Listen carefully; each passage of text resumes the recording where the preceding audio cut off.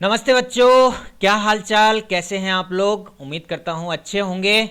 मेरा नाम है नवीन जैन और आज मैं आपके लिए लेके आया हूं अर्थमेटिक प्रोग्रेशन का 4th लेक्चर, जिसके अंदर हम मेनली डिस्कस करेंगे फार्मूला ऑफ एन, जो कि हमने लास्ट वीडियो में डिस्कस किया था, उस पर बेस्ड कुछ क्वेश्चंस जो कि हैं आपके एक्सरसाइज 5.2 के क्वेश्चन नंबर 4 से लेके 10 तक। तो चलिए शुरुआत करते हैं। क्वेश्चन नंबर 3 तक हमने प्रीवियस वीडियो में डिस्कस किया था। क्वेश्चन नंबर 4 से हम शुरुआत करते हैं। यहां पर हमसे कहा गया है विच टर्म ऑफ एपी, एक एपी दी हुई है और हमसे पूछा गया है कि इस एपी की कौन सी टर्म जो है वो 78 है। तो देखो, आपने प्रीवियस वीडियो में देखा होगा, आपको डायरेक्ट एन ए एन ये कुछ ना कुछ दिया हुआ होता था और आपको एक वैल्यू पूछी जाती थी। अब धीरे धीरे क्या होगा, क्वेश्चंस जो है वो वर्ड प्रॉब्लम्स की तरफ बढ़ते जाएंगे और आपका क्वेश्चन जो है वो डिफिकल्ट होता जाएगा। तो अभी देखो, आपको एक एपी गिवन है, ये एपी में आपको फर्स्ट टर्म जो है वो आपको गिवन है और कॉमन डिफरेंस हम निकाल सकते हैं। और यहां पर हमें ये फाइंड करना है कि 78 इसकी कौन सी टर्म होगी, यानी कि हमें एन की वैल्यू निकालनी है। विच टर्म बोला जा रहा है, यानी कि हमें एन की वैल्यू निकालनी है और ये ए एन हमें दिया हुआ है जो कि 78 है। तो यहां से इस एपी के लिए ए जो है वो हमारे पास 3 हो गया और डी, हम कोई सी भी दो टर्म्स को जब हम माइनस करेंगे, सब्ट्रैक्ट करेंगे, तो हमें डी मिल जाएगा। तो a2 माइनस a1 कर रहा हूं मैं, तो 8 माइनस 3 हो जाएगा हमारे पास 5। तो यहां से an हमें गिवन है 78। 3 वैल्यूज आपके पास आ चुकी है। चौथी जो अननोन वैल्यू है वो n की है, तो यहां से आपको n की वैल्यू निकालनी है। an का फॉर्मूला हो जाएगा an is equal to a plus n minus 1 into D. an की जगह हम सब्सटीट्यूट कर देंगे 78, a की जगह सब्सटीट्यूट कर देंगे 3 प्लस n की वैल्यू हमें कैलकुलेट करनी है, तो n की जगह हमने n ही रहने दिया और d की वैल्यू हमारे पास आ गई है 5। n की वैल्यू जब भी कैलकुलेट करनी होती है, हमें सबसे पहले a की वैल्यू को राइट साइड से लेफ्ट साइड में लेके जाना है, यानी कि ये हो जाएगा 78 माइनस का 3, यानी कि ये हो जाएगा 75 और ये आ जाएगा n माइनस 1 इंटू 5। तो 75 में अब हमें ये 5 को n माइनस 1 से मल्टीप्लाई नहीं करना है। ध्यान रखना, n की वैल्यू जब भी निकालनी है, ये जो d है ये बाहर ही रहेगा, इसको हम डायरेक्टली डिनोमिनेटर में भेज देंगे। तो ये आ जाएगा 75/5 यानी कि 15। तो n माइनस 1 की वैल्यू हो गई 15 और लास्ट स्टेप में आपको n की वैल्यू निकालने के लिए ये माइनस का 1 उधर जाके प्लस का हो जाएगा, तो यानी कि n का जो आंसर आएगा वो आ जाएगा हमारे पास 16। तो n की जो वैल्यू होगी वो आ जाएगी 16, यानी कि 78 जो है वो इस गिवन एपी का 16th टर्म होगा। तो यहां पर आपको समझना है टर्म और टर्म की वैल्यू में डिफरेंस। इसको मैं एक एग्जांपल से अगर समझाने की कोशिश करूं, तो जैसे आप जिस भी क्लास में पढ़ते हैं, तो वहां पर देखो आपका एक रजिस्टर के अंदर रोल नंबर होता है। अटेंडेंस जो रजिस्टर होता है उसमें आपका एक रोल नंबर होता है, जैसे रोल नंबर 1 2 3 4 इस तरीके से। अब मान लीजिए रोल नंबर 5 जो है वो किसी एक बच्चे का है, मान लीजिए अमन नाम के बच्चे का है, तो n जो है वो 5 होगा। 5 रोल नंबर जो है, यानी कि n की वैल्यू जो है वो 5, n जो है वो 5 है और 5th रोल नंबर पर जो नाम लिखा हुआ है, यानी कि an जो है वो अमन हो गया। यानी कि an की जो वैल्यू है, जो वैल्यू आंसर आएगा, जो वैल्यू आएगी वो आपके पास में an होगा और n जो है वो नंबर होगा जिस पर वो नाम लिखा हुआ है। यानी कि 16th वाली टर्म पर जो वैल्यू लिखी हुई है वो आपके पास an होगी। तो n का आपका सीक्वेंस में कहीं रोल नहीं होता है, केवल आप काउंटिंग करते चलते हो कि फर्स्ट नंबर पे क्या लिखा है। जैसे इस सीक्वेंस में 3 लिखा हुआ है, तो फर्स्ट रोल नंबर क्या हो गया, 3 हो गया, सेकंड रोल नंबर क्या हो गया, 8 हो गया, इस तरीके से। तो यहाँ पर रोल नंबर में नाम की जगह क्या लिखे हुए हैं, नंबर्स लिखे हुए हैं। तो नंबर्स में कंफ्यूज मत हो जाना। 3 जो है वो फर्स्ट टर्म है, 8 जो है वो सेकंड टर्म है, 13 जो है वो थर्ड टर्म है। अब अमन का रोल नंबर 5 है, इसका मतलब ये नहीं है कि अमन का नाम 5 है, अमन का नाम अमन ही रहेगा। 4th टर्म की जो वैल्यू है वो यहां पर इस सीक्वेंस में वो 18 है, 4th टर्म की वैल्यू है। हम कहेंगे 5th रोल नंबर अमन का है ना। इस तरीके से आपको ये चीज समझ लेनी है कि n और an में क्या डिफरेंस होता है, क्योंकि ये क्या है, बहुत सारे बच्चों को एपी का चैप्टर कंप्लीट होने के बाद भी n और an में कंफ्यूजन क्रिएट ही रहता है। तो इसको आप अच्छे से समझ लेंगे तो ध्यान रहेगा आपको। चलिए आगे बढ़ते हैं नेक्स्ट क्वेश्चन की तरफ। क्वेश्चन नंबर 5, यहां पर आपको पूछा गया है n की वैल्यू, देखो आपको दे दिया सिंपल, आपको पूछा गया find the number of terms in each of the following term. तो यहां पर आपको दिया हुआ है 7 13 19 और लास्ट में दिया हुआ है 205। n की वैल्यू निकालनी है, an आपका हो गया 205, लास्ट टर्म आपको गिवन है यानी कि nth टर्म आपको गिवन है और a जो है वो हमारे पास 7 है। कॉमन डिफरेंस हम निकाल लेंगे दो टर्म्स को माइनस करके, यानी कि 13 माइनस 7 किया 6 आ गया। an का फॉर्मूला अप्लाई करेंगे, an is equal to a plus N minus one into D. यहां पर हमें n की वैल्यू अगेन निकालनी है, तो यहां आ जाएगा 205 is equal to 7 plus N minus one into 6। यहां से 7 जो है लेफ्ट साइड में चला जाएगा, तो ये हो जाएगा 205 माइनस 7 जो कि होता है 198। तो 198 is equal to n minus one into 6, और ये 6 जो है डिनोमिनेटर में चला जाएगा, तो आंसर आएगा हमारे पास n माइनस वन का 33, और n का जो वैल्यू हो जाएगा उसके लिए हमें 33 में 1 ऐड करना है, तो नंबर ऑफ टर्म्स जो है इस एपी में आ जाएंगी, वो आ जाएगी हमारे पास कितनी 34। इस तरीके से आप इस क्वेश्चन को सॉल्व करेंगे। आगे बढ़ते हैं नेक्स्ट क्वेश्चन की तरफ। नेक्स्ट क्वेश्चन में भी हमसे नंबर ऑफ टर्म्स पूछा गया है, n का ही वैल्यू पूछा गया है। अगेन हमें गिवन है an की वैल्यू -47, a की वैल्यू हमें पता है 18 है, जो फर्स्ट नंबर लिखा हुआ है वो 18 है। d हम निकाल लेंगे a2 माइनस a1 करके। a2 जो है वो मिक्स फ्रैक्शन में दिया हुआ है, उसको नॉर्मल फ्रैक्शन में कन्वर्ट कर लेंगे, तो वो आ जाएगा 31/2। 15 को 2 से मल्टीप्लाई करना है और 1 को ऐड करना है। कई लोगों को ये मिक्स फ्रैक्शन को नॉर्मल फ्रैक्शन में कन्वर्ट करना भी नहीं आता है, ये इम्प्रॉपर फ्रैक्शन है 31/2, और 15 1/2 जो है वो मिक्स फ्रैक्शन है। तो ये हो जाएगा 31/2 माइनस का 18, यहाँ से आप 2 एलसीएम लेंगे तो ये आ जाएगा 31 माइनस 36/2, ये आ जाएगा हमारे पास माइनस का 5/2। an की वैल्यू -47 है, फॉर्मूला अप्लाई करेंगे an का a plus N minus one into d. Similar manner में हम इसको सॉल्व करेंगे। अब देखो an की वैल्यू नेगेटिव है, a की वैल्यू पॉजिटिव है, और n का आंसर आपको मैंने बोला था positive real positive natural number, sorry positive integer आएगा या नेचुरल नंबर आएगा। तो यहां से ध्यान रखना n का आंसर आपका पॉजिटिव आएगा। तो ये देखो माइनस का 47 और माइनस का 18 मिलके हो गया माइनस का 65, और ये आ गया n minus one into minus का 5/2।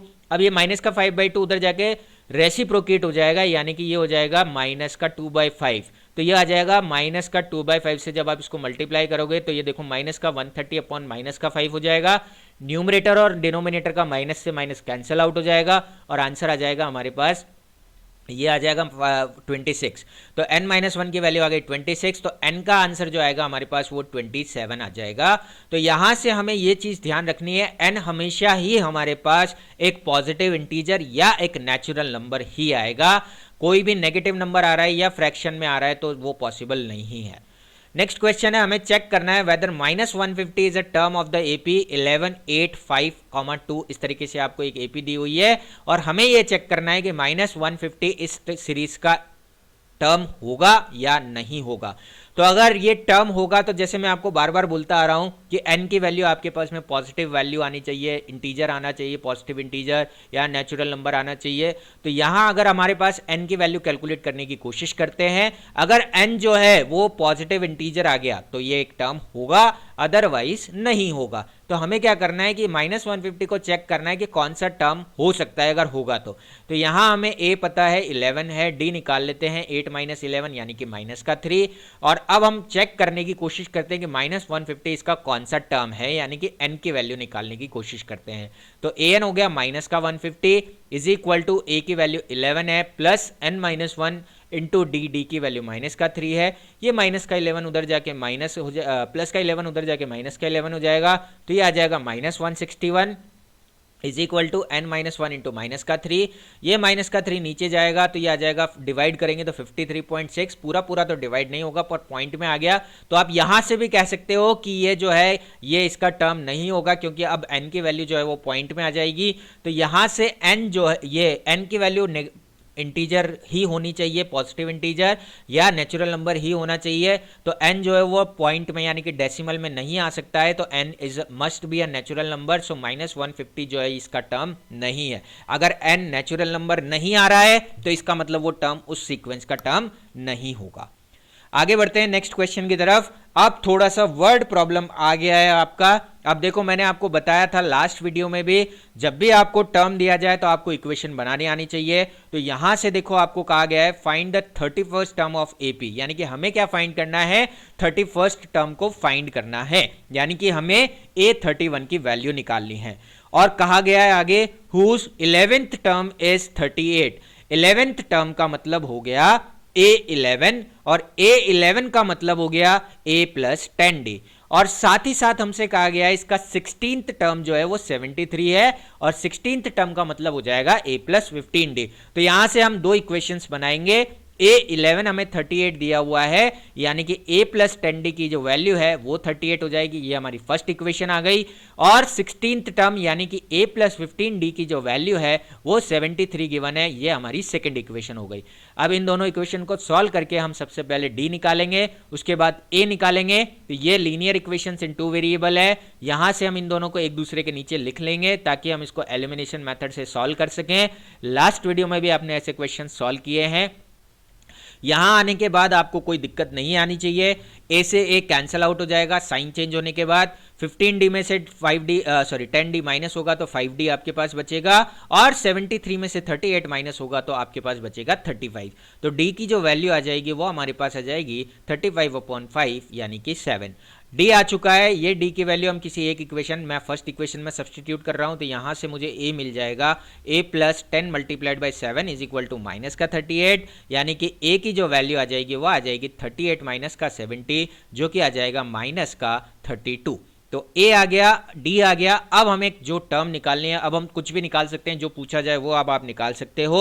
तो अब हमें पूछा गया है 31st टर्म यानी कि a प्लस 30d, तो a की value minus 32 plus 30 times d की वैल्यू 7 है, तो ये वैल्यू हम रख देंगे। तो यहाँ से आ जाएगा माइनस का 32 प्लस का 210, यानी कि ये हो जाएगा 178, यानी कि 31st term of the given AP is what is 178। इस तरीके से आपको ये क्वेश्चन सॉल्व करना है।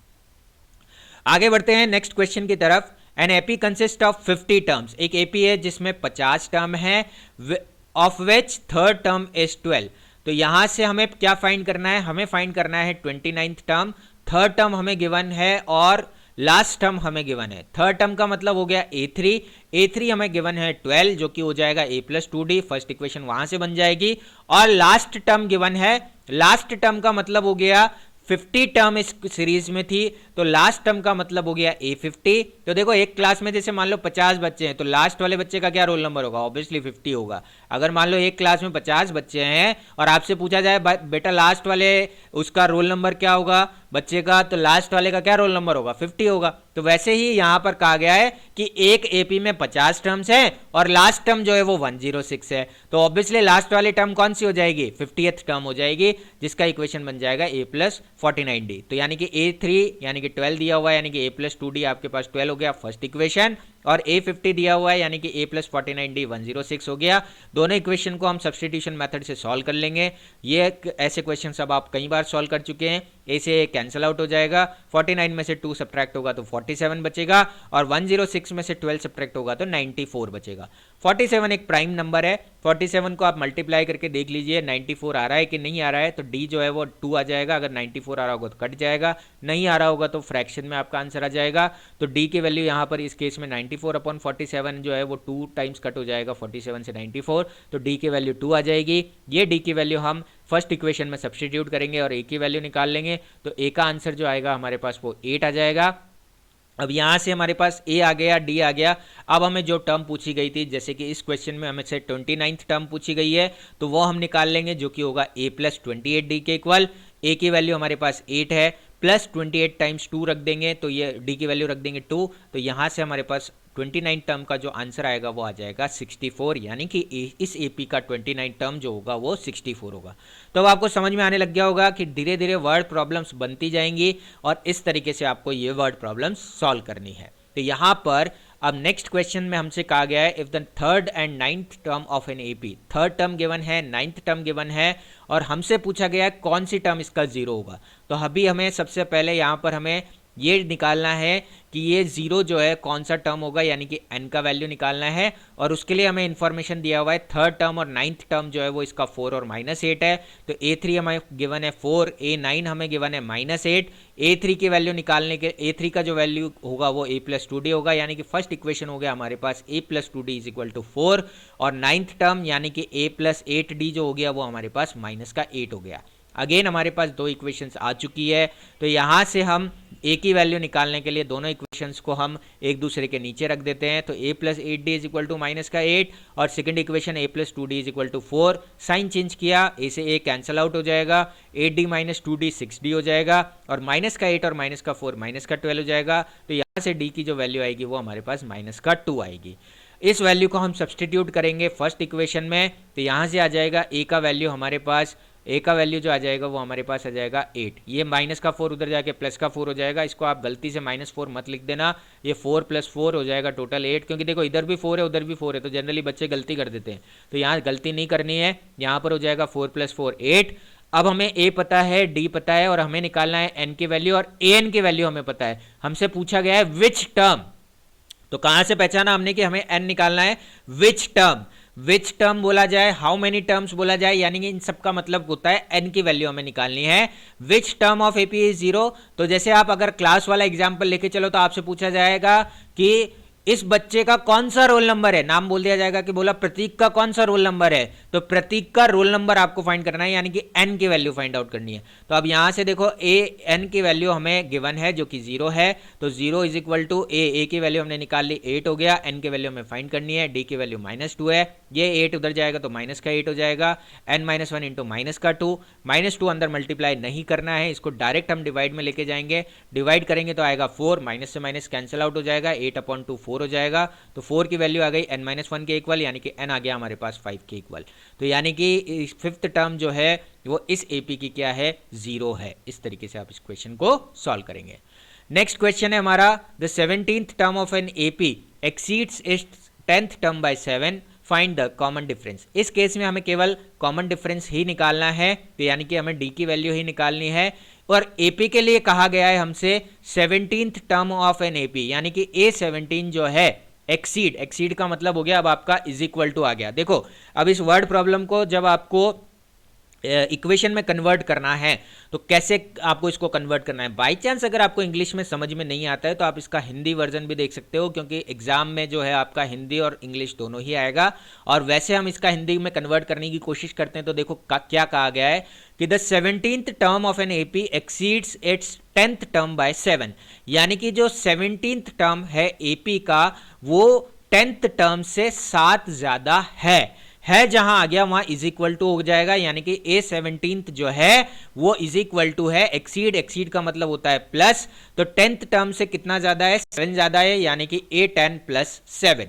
अब यहां से A17 का मतलब हो गया A + 16D, 17th टर्म मतलब A + 16D, और 10th टर्म मतलब A + 9D। मैंने बोला था एक कम करके D से मल्टीप्लाई करना है, तो यानी कि ये हो गया A + 9D, तो यहां से हो जाएगा A + 16D is equal to A + 9D और प्लस का 7।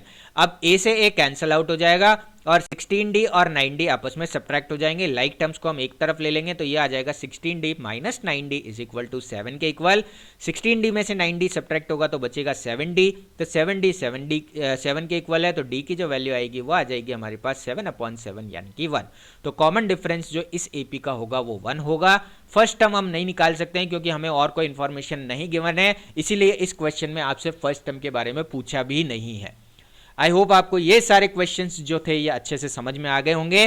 Thank you so much for watching the video. Have a great day.